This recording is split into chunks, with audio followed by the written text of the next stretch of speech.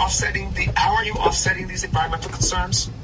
Well, I'm actually... By 2030, Microsoft will be carbon negative. Amazon aims to reach net zero carbon emissions by 2040. In fact, we'll put a webcam on the mine. And if anybody sees any children, please let us know. This entire supercomputer is built to power Grok. We see data centers as the most exciting asset class. Meta is building a 2 gigawatt plus data center that is so large it would cover a significant part of Manhattan. The carbon has been driven to the lowest amount currently possible, and then the balance has been offset. And so I'm offsetting my personal emissions. So you're paying $7 million a year to offset your carbon footprint. All right, let's talk about this nifty little term, offsets. A good place to start is with the advancements in AI, the expanding demand, its growing normalization, and thus the need for computational capacity, which has driven an explosion of data center development across the globe, perhaps even in orbit soon to be. So let's start with some facts, and then I'm going to give you 4 ways that you can interrogate this term. The fact is, the resource demand to power these data centers takes a tremendous toll on the environment, and that's on top of a pre-existing climate crisis that predates the AI era. So while AI is the villain of the moment, and I'll use it to contextualize this video, the truth of the matter is it's all technology. It's all of multinational corporations, it's every industry, and it has been for a while.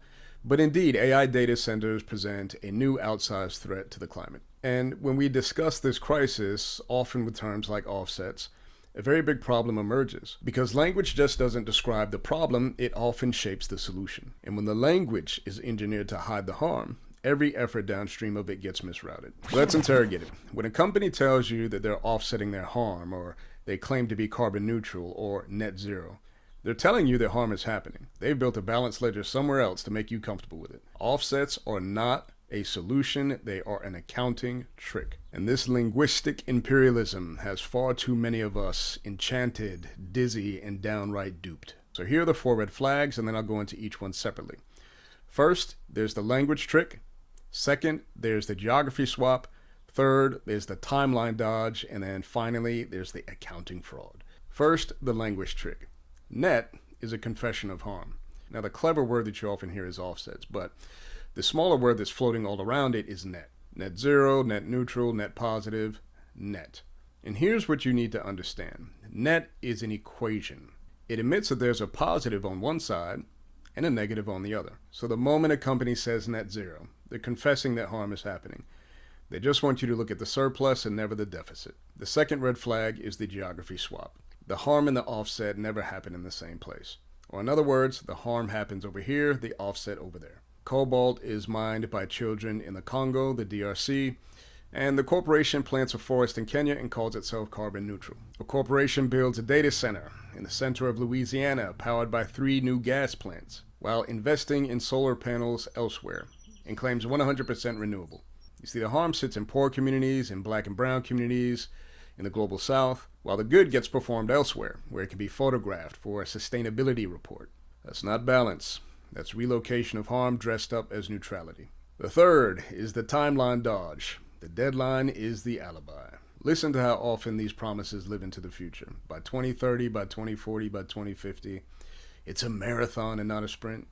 Every future tense deadline is a permission to keep doing harm today. You know, when a tech leader says that they'll use 100% recyclable cobalt one day, the subtext is, until then, we'll keep mining it from the Congo. The pledge is not a commitment, it's a license. And the further out the date, the more harm gets done under its cover. And finally, we have the 4th red flag, and that is the accounting fraud. That's carbon counted, everything else erased. You know, destroy 100 trees over here, plant another 100 over there, and call it neutral. But you're not offsetting a loss. Those original 100 trees held an ecosystem. They held biodiversity.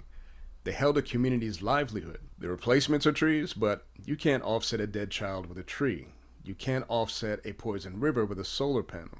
You can't offset displaced communities, generational trauma, or ecosystem collapse. The current framework converts unquantifiable harm into a single number, balances that one number, and lets everything else fall off the spreadsheet. You know, no one earns credit for saving lives during the day and taking them at night. That's not neutrality. So let's wrap on these 4 red flags. First, the language trick. Net is the confession of harm. Number 2, the geography swap. The harm and the offset never take place in the same place. Third, the timeline dodge. The deadline is the alibi. And 4, the accounting fraud. Carbon counted, everything else falls off the sheet. So the next time you hear the term offset, net zero, carbon neutral, ask yourself one question. Where's the harm? Offsets is a confession. Listen for it. Today's lesson in linguistic imperialism. Tune in for more.